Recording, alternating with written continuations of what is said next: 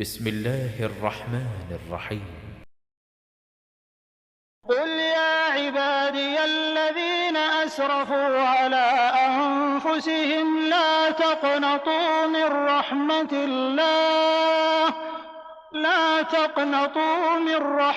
الله إن الله يغفر الذنوب جميعا إنه هو الغفور الرحيم.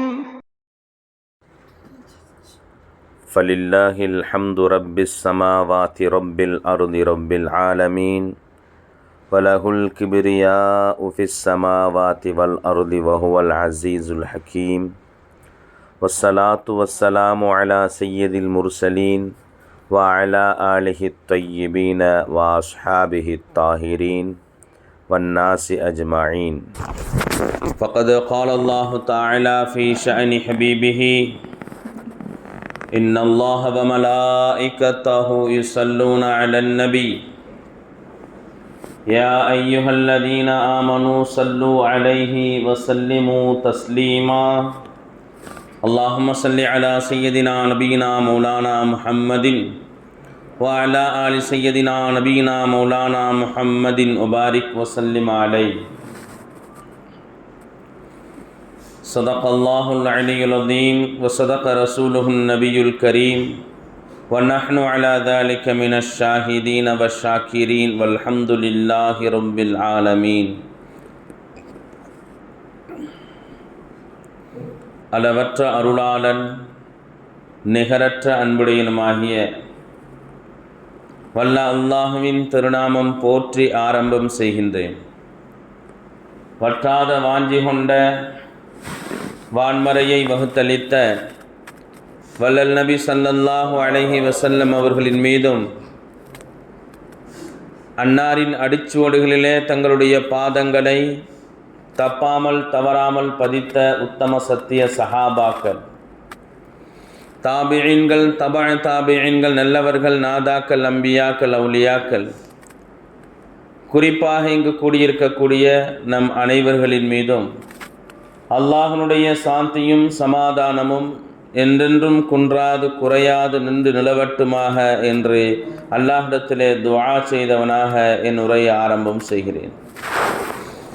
கண்ணியமிக்க அன்பர்களே, தோழர்களே, அல்லாஹ்வின் நல்லடியார்களே, பெரியோர்களே, சகோதரர்களே, அல்லாஹ் ரப்புல் ஆலமீன் நம்ம எல்லாம் முஃமின்களாக முஸ்லிம்களாக ஹதரத் முஹம்மது ரசூலுல்லாஹ் ஸல்லல்லாஹு அலைஹி வஸல்லம் அவருடைய உம்மத்தார்களாக படைத்து பரிபாலித்து கொண்டிருக்கின்றான் என்று சொன்னால் இது அல்லாஹ் நம் மீது செய்த மிகப்பெரிய கிருபை, மிகப்பெரிய கருணை. கண்ணியமிக்க அன்பர்களே, அல்லாஹு தஆலா மனித கோடிகளுடைய எல்லா பிரச்சனைகளுக்கும் அல்லாஹ் தீர்வை நிச்சயமாக வைத்திருக்கிறான். ஏன்னு சொன்னால் அல்லாஹ் தான் நம்மை படைத்தான். நமக்கு ஏற்படக்கூடிய எல்லா கஷ்டங்களுக்கும் சிரமங்களுக்கும் அல்லாஹ் தான் நிவாரணம் கொடுக்கக்கூடியவன். எந்த ஒரு பொருளை ஒரு மனிதன் தயாரிக்கின்றானோ அந்த பொருளினுடைய டூஸ் அண்ட் டு நாட்ஸ் தனியாக ஒரு ஸ்லிப்பு கொடுக்குறாங்க. எது செய்யணும், எது செய்யக்கூடாது. ஒரு மிக்சி வாங்கினீங்கன்னு சொன்னால் என்னென்ன யூஸ் பண்ணலாம் அதில் அப்படின்றது ஒரு கேட்லாக் கொடுக்குறான். எவ்வளோ நேரம் யூஸ் பண்ணலாம் கண்டினியூஸனாக, என்னெல்லாம் அதில் செய்யக்கூடாது அப்படின்றது என்ன செய்கிறாங்க. ஒரு மனிதன் ஒரு பொருளை கண்டுபிடிக்கின்ற பொழுது, தயாரிக்கின்ற பொழுது என்ன செய்கிறான், அதனுடைய இன்ஸ்ட்ரக்ஷன் தனியாக கொடுக்குறான். இப்படி இப்படி செய்யணும், இப்படி இப்படி செய்யக்கூடாது. அதுபோல் அல்லாஹு தஆலா மனிதனை படைத்து நமக்கான இன்ஸ்ட்ரக்ஷன் என்னென்ன செய்யணும், என்ன செய்யக்கூடாது அப்படிங்கிறது அல்லாஹு தஆலா என்ன செஞ்சுருக்கிறான், நிச்சயமாக நமக்கு கொடுத்துருக்கிறான். அதுக்கு பேர் தான் குர்ஆன். அதுக்கு பேர் தான் குர்ஆன். நாம் ஷரியத்தில் என்னெல்லாம் நிச்சயமாக நம்ம செய்யணும், நம்ம மேலே கடமை, எதெல்லாம் நாம் செய்யக்கூடாது என்பதனுடைய மொத்த விஷயங்களும் அந்த குர்ஆன் ஷரீஃபில் இருக்குது. புரியுதா? அல்லாஹ் அந்த குர்ஆன் ஷரீஃபை நமக்கு பாக்கியமாக்கி ரசூலுல்லாஹ் ஸல்லல்லாஹு அலைஹி வஸல்லம் அவர்களையும் அதை எடுத்துரைப்பதற்காக வேண்டி, வாழ்ந்து காட்டுவதற்காக வேண்டி அல்லாஹ் நமக்கு அனுப்பி அதை நமக்கு என்ன செஞ்சிருக்கிறான், முழுமைப்படுத்தி இருக்கிறான். ஆகையினால என்ன கஷ்டம் என்ன சிரமம் வந்தாலும் முதல்ல நாம் முன்னோக்க வேண்டியது அல்லாஹ்விடத்தில். முதல்ல நாம் என்ன செய்யணும், அல்லாஹ்விடத்தில் தான் நம்மளுடைய கவனத்தை திருப்பணும். சிரமங்கள், கஷ்டங்கள், கவலைகள் நிச்சயமாக வரதான் செய்யும். நாம் ஒன்றும் மலக்கில்லை, இதெல்லாம் அப்பாற்பட்டு வாழ்வதற்கு. நம்மெல்லாம் மனிதர்கள் தான். மனிதர்களாக இருக்கும் பொழுது என்னென்ன சிரமங்கள், என்னென்ன கஷ்டங்கள் வருமோ அதெல்லாம் என்ன செய்யும், வரதான் செய்யும். அதை நாம் என்ன செய்யணும், வந்த மாத்திரத்தில் அதனுடைய நிவாரணம் தேடி நம்முடைய கவனத்தை அல்லாஹ்விடத்திலே திருப்ப வேண்டும். நம்முடைய கவனத்தை என்ன செய்யணும், அல்லாஹ்விடத்தில் திருப்பணும். அல்லாஹ்வை நாம் வேறு யாரிடத்துலையாவது அதற்கான நிவாரணம் தேடி அதற்கான சொல்யூஷன் நாடி நாம் போகணும்னு சொன்னால் அல்லாஹ் நம்ம மேலே வருத்தப்படுறான். அல்லாஹ் என்ன செய்கிறான், நம்ம மேலே என் அடியா என்னை விட்டுட்டு இன்னொருத்தர்கிட்ட கேட்க ஆரம்பிச்சிட்டானே அப்படின்னு அல்லாஹ்வுக்கு நம்ம மேலே ஒரு வருத்தம் வரும். எப்படி பெத்த தகப்பன் புள்ள மேலே ஒரு கோபம் வருது. புள்ள போய் அடுத்த வீட்டில் ஏதாவது வாங்கி சாப்பிட்டா தகப்பனுக்கு கோபம் வருமா இல்லையா? வேற ஒரு ஆள்கிட்ட ஏதாவது ஒன்று வாங்கி கேட்டால் பெத்த தகப்பனுக்கு கோபம் வருமா இல்லையா? அதுபோல் அல்லாஹ் தஆலா அடியான் நம்மளை விட்டுட்டு வேற யார்கிட்டையோ கேட்குறானே அப்படின்றது அல்லாஹ்வுக்கு ஒரு வருத்தம் நம்ம மேலே வரதான் செய்யும். புரிஞ்சா? அடுத்தவங்க கேட்கின்ற சமயத்தில் ஒரு நாள் உதவலாம், 2 நாள் உதவலாம், 3வது நாள் என்ன செய்வாங்க, முகத்தை காட்டிடுவாங்க. 3வது என்ன செஞ்சிருவாங்க, முகத்தை காட்டிடுவாங்க. என்ன எப்போ பார்த்தாலும் நம்மக்கிட்டே கேட்குறாரு, என்ன எப்போ பார்த்தாலும் நம்மக்கிட்டே கேட்குறாரு அப்படின்னு என்ன செஞ்சிடலாம், நம்ம மேலே அவருக்கு வருத்தம் வரலாம். நம்ம ஃபோனை பார்த்தா எடுக்காமே வச்சிடலாம், நம்மளை எதிர்த்த மாதிரி பார்த்தா ரூட்டை மாற்றி வேறு சைடு போயிடலாம். ஆனால் அல்லாஹ் நாம் அவங்கிட்ட கேட்கலன்னா நம்மக்கிட்ட வருத்தப்படுறோம். அடுத்தவங்க அல்லாஹ் அல்லாத மற்றவர்கள் அவர்களிடத்தில் கேட்டால் அவங்க நம்ம மேலே வருத்தப்படுவாங்க. அல்லாஹ் அவங்ககிட்ட கேட்கலன்னா வருத்தப்படுவான். புரிஞ்சா? அதனால் அல்லாஹ்விடத்தில் தான் நம்முடைய கவனத்தை நாம் என்ன செய்யணும். அதனால் மற்ற யாருக்கிட்டையும் கேட்கக்கூடாதுன்னு இல்லை, முதல்ல அல்லாஹ்ட்ட சொல்லிடுங்க. முதல்ல அல்லாஹ்ட்ட என்ன செஞ்சிடணும், சொல்லிடணும். சொல்லிட்டு உங்களுடைய முயற்சிகளை நீங்கள் மேற்கொள்கின்ற பொழுது அதனுடைய காரியம் மிக விரைவாக இலகுவாக முடியும். அல்லாஹ்வை நீங்கள் ஓரமாக வைத்துட்டு அதனுடைய நினைப்பு எதுவுமே இல்லாமல் நீங்கள் அடியார்களிடத்தில் முஹ்தாஜ் ஆகின்ற பொழுது, தேவையாகின்ற பொழுது அடியார்கள் அவர்களுடைய குணத்தை காட்டுவார்கள். ஏன்னா அவர்களும் தேவை உடையவங்க இல்லையா? அடியார்கள் யார் தான் தேவை உடையவங்க. அவங்களுக்கும் காசு பணம் வேணும், அவங்களுக்கும் மனைவி பிள்ளைங்க இருக்கிறாங்க, அவங்களும் தாய் தகப்பன் இருக்கிறாங்க, அவங்களுக்கும் இன்ன பிற எத்தனையோ தேவைகள் இருக்கிறது. அந்த தேவைகள் இருக்க போகும்போது நீங்களும் போய் கேட்டீங்கன்னு சொன்னால் அதை என்ன செய்வாங்க, நமக்கே எவ்வளோ தேவை இருக்குது, நமக்கு எவ்வளோ தேவை இருக்குது, இவர் வேற வந்து காலங்காத்தாலே ஃபோன் பண்ணியிருக்கிறாரு அப்படின்னு நம்ம மேலே வருத்தம். அதனால் தேவையே இல்லை பாருங்க, அவங்கிட்ட உங்களுடைய தேவைகளை ஒப்படைங்க. அவன் யாரு? அல்லாஹு ஸமத், எந்த தேவையும் இல்லாதவன். அவன் யாரு? எந்த தேவையும் அவனுக்கு கிடையாது. இருந்தால் தானே வாங்கி எடுத்து வைக்க என்ன செய்யறது, சேர்த்து வைக்கிறதுக்கு. என் பிள்ளைங்களுக்கு வேணும்னு சேர்த்து வைக்கிறதுக்கு பிள்ளைங்க இருந்தால் தானே, என் மனைவிக்கு வேணும்னு நாம் காசு பணங்களை சேர்க்கறதுக்கு இருந்தால் தானே, தாய் தகப்பனுக்கு வேணும்னு எடுத்து வைக்கிறதுக்கு இருந்தால் தானே. யாருமே கிடையாது. கலக்கலக்கும் மாஃபில் அர்தி ஜமீஆ, அல்லாஹ் குர்ஆன்ல சொல்றான், இந்த பூமியை உங்களுக்காக வேண்டி தான் படைச்சேன்னு சொல்றான். இந்த பூமியில உள்ள எல்லாத்தையும் உங்களுக்காக வேண்டி தான் படைச்சேன். என்கிட்ட கேட்டு வாங்கிக்கிங்க, என்கிட்ட கேட்டு வாங்கிக்கிங்க. கேட்கறதுல நமக்கு அவ்வளோ சிரமம் இருக்கு, கேட்கறதுல நமக்கு அவ்வளோ சிரமம் இருக்கு. அல்லாஹ்விடத்துல கேட்காம வேற யார்கிட்ட கேட்க முடியும்? அல்லாஹ்விடத்துல கேட்காம வேற யார்கிட்ட நம்ம கேட்க முடியும்? வேற யாரு தான் நமக்கு கொடுப்பா? எங்க சுத்தி எங்க போனாலும் அல்லாஹ்விடத்துல தான் நம்ம கேட்டாகும். அதனால முதல்ல கேட்டுற வேண்டியது, முதல்ல அல்லாஹ்விடத்துல கேட்டுற வேண்டியது. என்ன கேட்கறது அவங்ககிட்ட? அவங்கிட்ட என்ன கேட்கறது?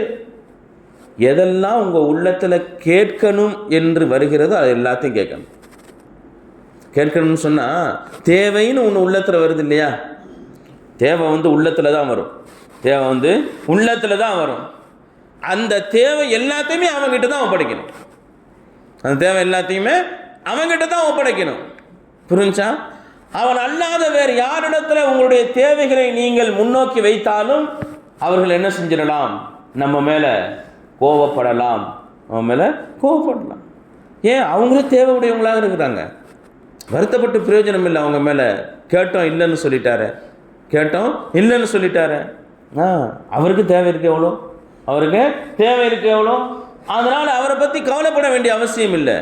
தேவையா இல்லாம ஒருத்தர் இருக்கிறானே, தேவை இல்லாம எந்த தேவையும் அவனுக்கு கிடையாது. எல்லாத்தையும் உங்களுக்கு தான் படைச்சு வச்சு வெயிட் பண்ணிட்டு இருக்கிற நீங்க கேட்கறதுக்காக வேண்டிங்கிறான். அதனால நாம கையேந்த வேண்டியது அவனிடத்துல. அத்துஆ முஹுல் இபாதா. ரசூலுல்லாஹ் ஸல்லல்லாஹு அலைஹி வஸல்லம் சொன்னாங்க, துஆ அது வணக்கங்களின் சாரம்சம்.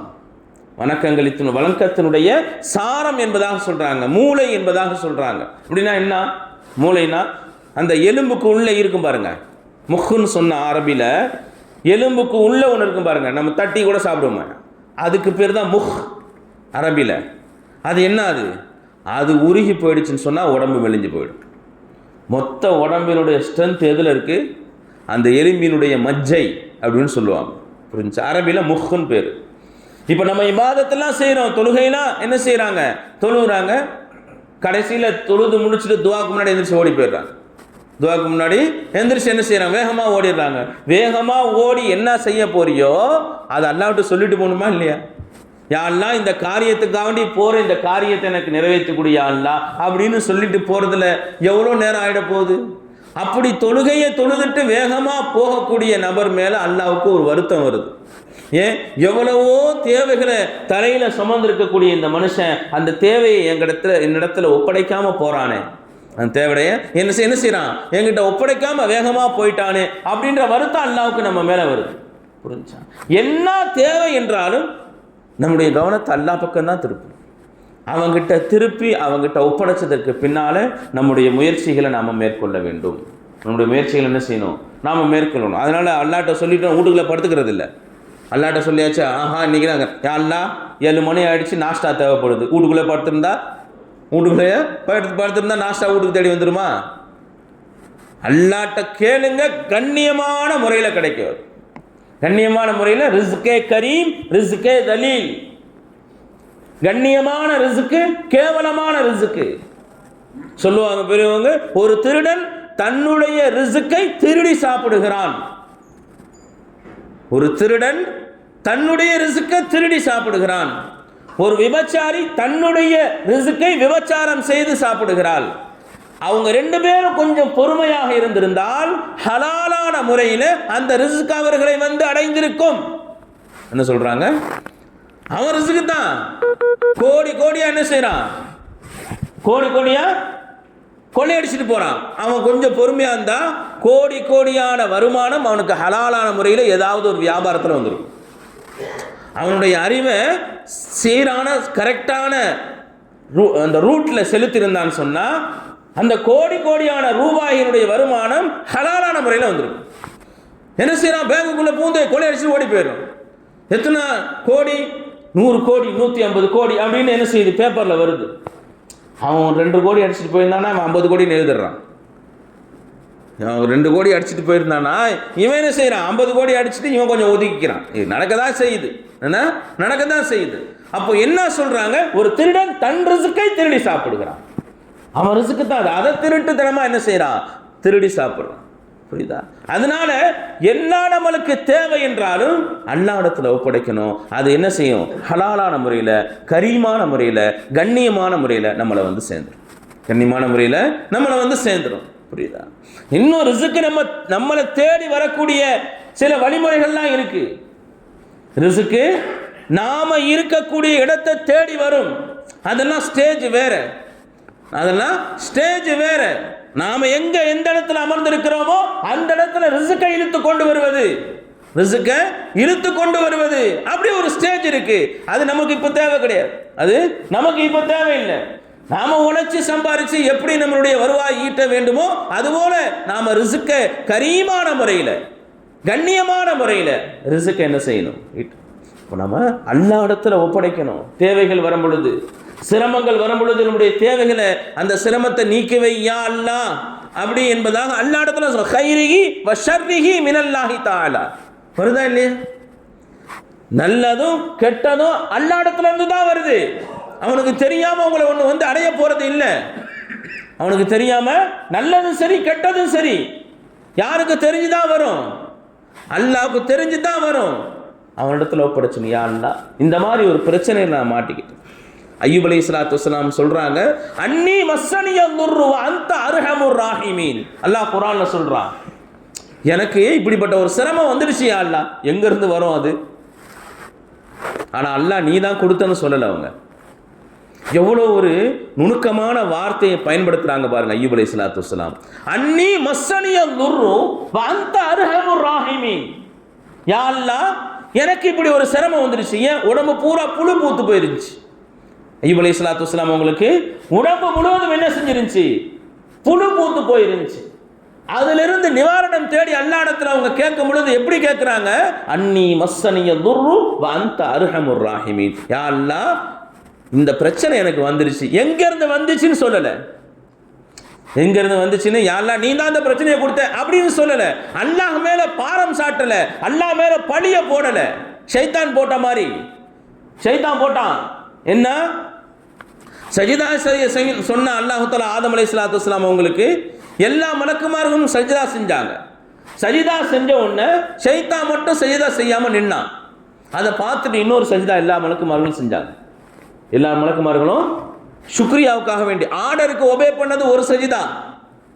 உஸ்ஜுது லி ஆதம், ஆதம் அலைஹிஸ்ஸலாத்து வஸ்ஸலாம் உங்களுக்கு நீங்க சஜிதா செய்யுங்க அப்படின்னு அல்லாஹ் தஆலா குர்ஆன்ல சொல்றான் இல்லையா? அதுக்கு ஒரு சஜிதா தான் அந்த சஜிதாவுக்கு ஆர்டருக்கு ஒபே பண்ணது.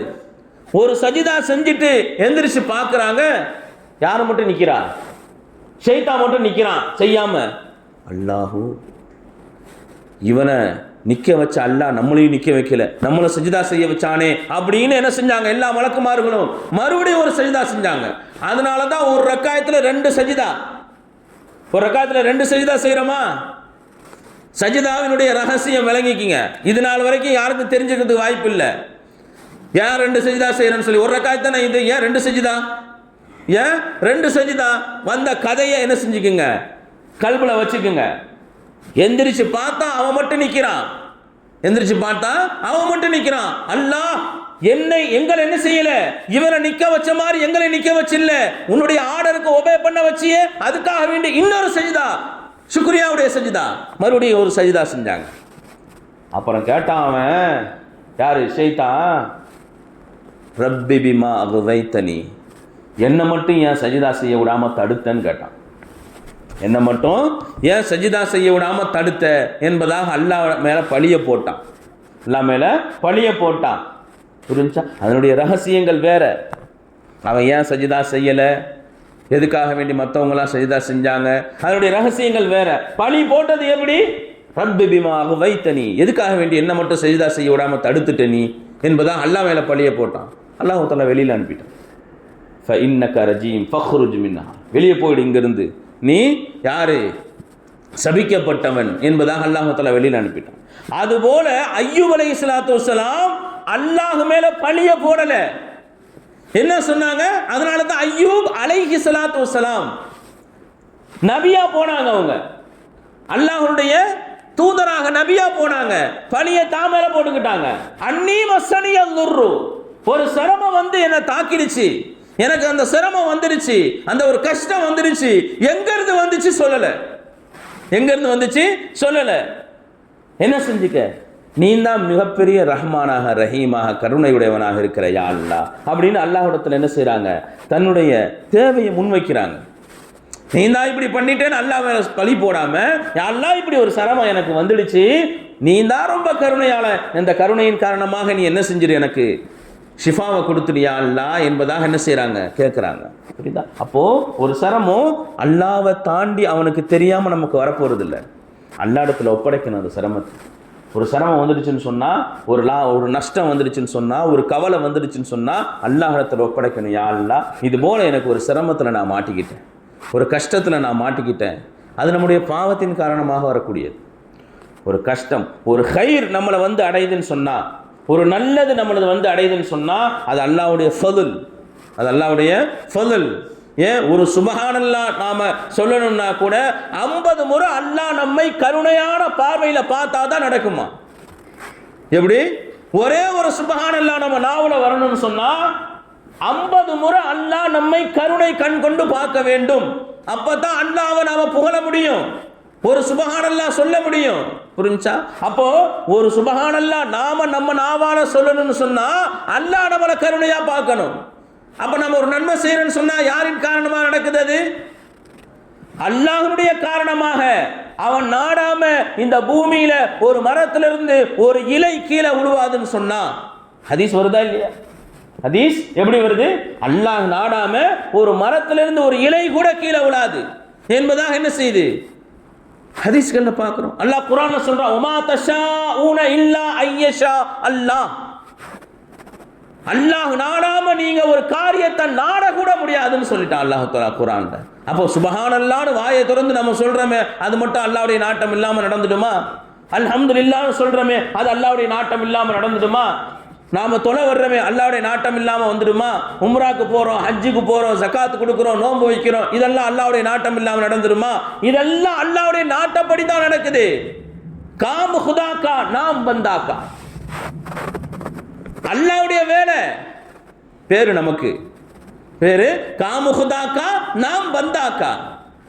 அவன் தான் என்ன செய்யறான், நம்மள இருந்து அந்த காரியத்தை செஞ்சுட்டு பேர் இந்த அடியான் உம்ராக்கு போனாரு, இந்த அடியான் ஹஜ்ஜி செஞ்சிட்டாரு, இந்த அடியான் நோம்பு வச்சுட்டாரு, இந்த அடியான் இன்னைக்கு 5 வேளையும் தொழுதுட்டாரு அப்படின்னு சொல்லி அல்லாஹ் நமக்கு பேர் கொடுத்துட்றான். செஞ்சது யாரு உண்மையால நம்ம கூட இருந்து? அல்லாஹி அல்லாஹ். புரிஞ்சா? அப்போ எல்லாமே அவனுடைய நாட்டப்படி தான் நடக்குது, எல்லாமே அவனுடைய நாட்டப்படி தான் நடக்குது. அப்போ ஒரு நன்மையை நாம செய்யணும்னு சொன்னா அல்லாஹ் நம்மை கருணை கண் கொண்டு பார்க்க வேண்டும். அப்பதான் ஒரு நன்மையை செய்ய முடியும். ஒரு பாவத்தை நடந்து போச்சு, ஒரு சிரமம் வந்துடுச்சுன்னு சொன்னா நம்முடைய பாவத்தின் காரணமா ஒரு சிரமத்தில் மாட்டிக்கிட்டோம், ஒரு நஷ்டத்தில் மாட்டிக்கிட்டோம் அப்படின்னு சொன்னா பிமா கஸபத் ஐதீஹிம், அவர்கள் தங்களுடைய கைகளாலேயே தேடிக்கொண்ட வினையை தவிர அவர் வேற எதுவுமே இல்லைன்னு சொல்றான் அல்லாஹ் தஆலா.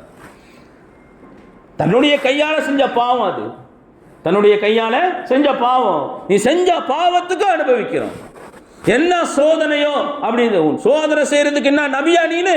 செஞ்ச பாவத்துக்கு தண்டனை. அது ஏத்துக்கிட்டு இதோட விட்டானே, அது வரைக்கும் சந்தோஷப்பட்டுக்கிட்டு போ, அது வரைக்கும் சந்தோஷப்பட்டுக்கிட்டு போ. புரிஞ்சா? என்ன எனக்கு இவ்வளவு பெரிய சோதனை கொடுத்துட்டானா? சோதனை செய்யறதுக்கு என்ன நபியா இல்ல ரசூலா இல்ல வலியா? யாரு நீனு?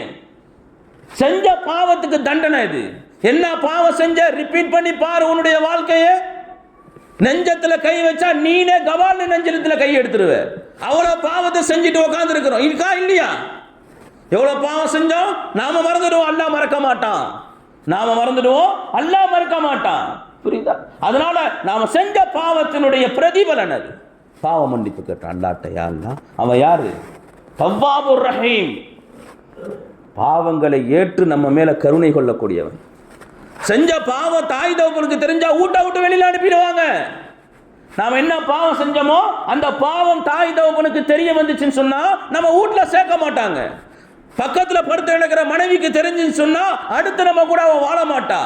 ஆனா அல்லாஹ் நம்மளை சேர்த்துக்குவான், அல்லாஹ் நம்மளை சேர்த்துக்குவான். தாய் தகப்ப வெறுத்துடுவாங்க, நம்ம கூட பிறந்தவங்க நம்மளை சேர்க்க மாட்டாங்க, நம்ம கூட இருந்த மனைவி நம்மளோட வாழ மாட்டா, பிள்ளைங்க நம்மளை கேவலமா பார்ப்பாங்க. ஆனா அல்லாஹ் விட மாட்டான். குர்ஆன்ல அல்லாஹ் தஆலா சொல்றான், குல் யா இபாதியல்லதீன அஸ்ரஃபு அலா அன்ஃபுஸிஹிம். என்ன சொல்றான் அல்லாஹ் தஆலா? என்னுடைய அடியார்களே.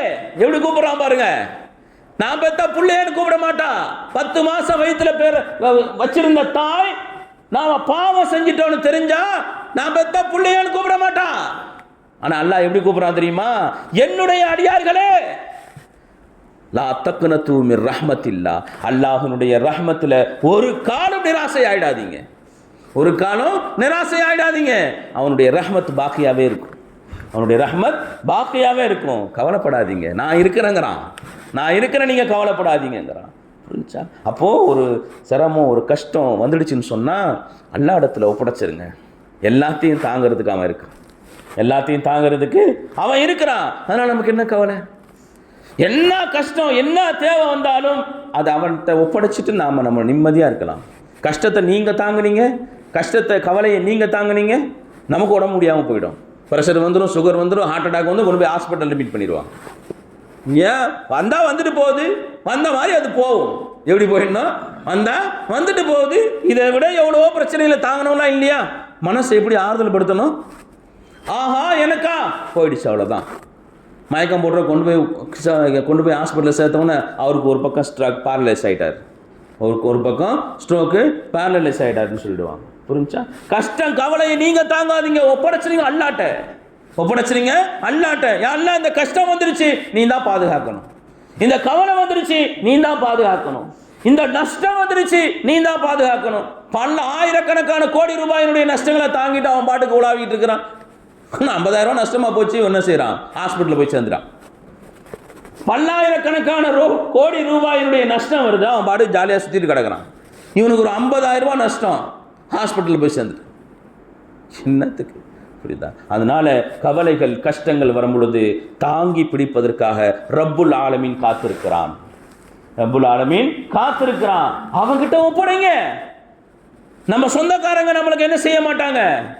கஷ்டம்னு போய் நிற்கும் போது ஆதரவு கொடுக்கறதுக்கு இருக்கலாம், இருக்காமையும் போகலாம். ஆதரவு கொடுக்கறதுக்கு இருக்கலாம், இருக்காமையும் போகலாம். இல்ல ஒரு நாள் இருக்கலாம், 2 நாள் இருக்கலாம், 3வது நாள் நம்மளை என்ன செய்யலாம்? விரட்டிடலாம். அல்லாஹ் விரட்ட மாட்டான். அல்லாஹ் விரட்ட மாட்டான். அவன் தாங்கி பிடிப்பதற்காக வேண்டியே இருக்கு, தாங்கி பிடிப்பதற்காக வேண்டியே இருக்கு. அதனால என்ன செய்யணும்? எல்லா கஷ்டம் வந்தாலும் ஒரு ஜாத் நமக்காக வேண்டி இருக்கு. அவன் தான் யாரு? அல்லாஹ். பின்னாடி ஒரு பின்புலன் இருக்கும்போது நம்ம எதுக்கு இங்கே கவலைப்படணும்? என்னன்னாலும் நான் பார்த்துக்கிறேன்பா அப்படின்னு ஒரு எம்பி சொல்றாரு. எவ்வளோ தைரியம் இருக்கு நம்ம உள்ளத்துல? என்ன செய்யணுமோ செய்யப்பா, நான் இருக்கிறேன் பின்னாடி அப்படின்னு கூப்பிட்டு ஒருத்தர் சொல்லிட்டாரு. பெரிய பதவியில் இருக்கக்கூடியவர். உள்ளத்துல எவ்வளோ பெரிய ஒரு யானை பலம் வந்த மாதிரி இருக்குமா இல்லையா? மாலிக்குல் முல்க், சாரே ஜஹாக்கா மாலிக், இன்னல்லாஹ மஅனா, உன் கூட நான் இருக்கேங்கிறான். நிச்சயமாக அல்லாஹ் நம்மோடு இருக்கிறான் என்பதாக என்ன செய்றாங்க? ரசூலுல்லாஹ் ஸல்லல்லாஹு அலைஹி வஸல்லம் சொன்னதை அல்லாஹ் குர்ஆன்ல பதிவு செய்றான். அல்லாஹ் நம்ம கூட இருக்கான். அவன் யார்? அவன் மாலிக்குல் முல்க், சர்வலோக சக்கரவர்த்தி, சார ஜஹாக்கா மாலிக், நம்ம கூட இருக்கிறானா? ஆனா எந்த தைரியமே இல்லை பாருங்க, நமக்கு எந்த தைரியமே இல்லை. அப்படியே போறோம் கவலையோட, மூஞ்சி விட்டா கீழே பூமியில விழுந்துரும், அந்த மாதிரி போறான். என்னப்பா ஒரே கவலை. ஒரு மூமின் கவலைப்பட்டா அல்லாஹ் 70 வானத்தை தாண்டி போயிடுறானா? எத்தனை வானங்க இருக்கு? 7 வானம். 70 வானத்தை தாண்டி போயிடுறானா? ஏன் நீ எப்படி கவலைப்படலாம்? ஒண்ணுமே இல்லாதவன் கவலைப்பட்டா சரி, கூட நான் இருக்கேன், சாத் குதா ஹை, கூட நான் இருக்கிறேன், என்ன வச்சுக்கிட்டு நீ எப்படி கவலைப்பட்ட? அதனால நான் உன் கூட என்ன செய்ய மாட்டேன், இருக்க மாட்டேன். 70 வானத்தை தாண்டி போயிடுறான். புரிஞ்சா? அதனால என்ன செய்யக்கூடாது? கவலை என்பது நம்ம உள்ளத்துல வரவே கூடாது. கவலைப்படுறதா இருந்தா உன் விதியை நினைச்சு கவலைப்படும்.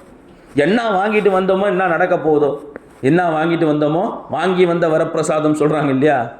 என்னத்த நீ வாங்கினியோ உனக்கே தெரியாது, என்னத்த வாங்கினியோ உனக்கே தெரியாது. அதை நினைச்சு கவலைப்படு. யா அல்லாஹ், ஹைரா வாங்கியிருந்தேன்னு சொன்னா அதை வெளியில கொண்டு வா, ஷர்ரா வாங்கியிருந்தேன்னு சொன்னா வெளியில கொண்டு வந்துடாது. ஷர்ரா வாங்கிட்டு வந்த எடிட்டிங் பண்றான் இல்லையா படத்துக்கு, சில சீன் அப்படி நினைச்சு பார்த்துட்டு வெளியில வரதுக்கு முன்னாடி எடிட்டிங் பண்ணிடுவான். அது போல எடிட்டிங் பண்ணிடுவான் அல்லாஹ். சரி, அது வேற டாபிக், அது வேற டாபிக். இன்ஷா அல்லாஹ் அதை பத்தி வேற டைம்ல பேசுவோம். புரியுதா? அதனால என்ன செஞ்சுக்கணும்? எந்த கவலையாக இருந்தாலும், கஷ்டமாக இருந்தாலும், நஷ்டமாக இருந்தாலும், தேவையாக இருந்தாலும், நம்முடைய எல்லா வார்த்தைகளையும் வாங்குவதற்கு, எல்லா தேவைகளையும் நிறைவேற்றுவதற்கு, எல்லா கஷ்டங்களையும் தீர்ப்பதற்கு அல்லாஹ் தயாராக இருக்கிறான். அல்லாஹ் தயாராக இருக்கிறான். அவன்கிட்ட ஒப்படைக்காம எங்கெங்கேயோ போய் தேடி போடுறான். அந்த கஷ்டத்துக்கும் கவலைக்கும் நிவாரணம் தேடி மேலே கூட கொஞ்சம் ஆக்கி விட்டுறான். அவன் யாருக்கிட்ட நீ எடுத்துட்டு போறியோ, இந்த மாதிரி பாய், அப்படியா எனக்கும் அந்த மாதிரி தான் சொல்லி எக்ஸ்ட்ரா சேர்த்து விட்டுறான். அப்படியா எனக்கும் அந்த மாதிரி தான் ஆகி போச்சு, உடம்பு சரியில்லைன்னு போனார் ஒருத்தர். எப்படி ஆறுதல் சொல்லணும்?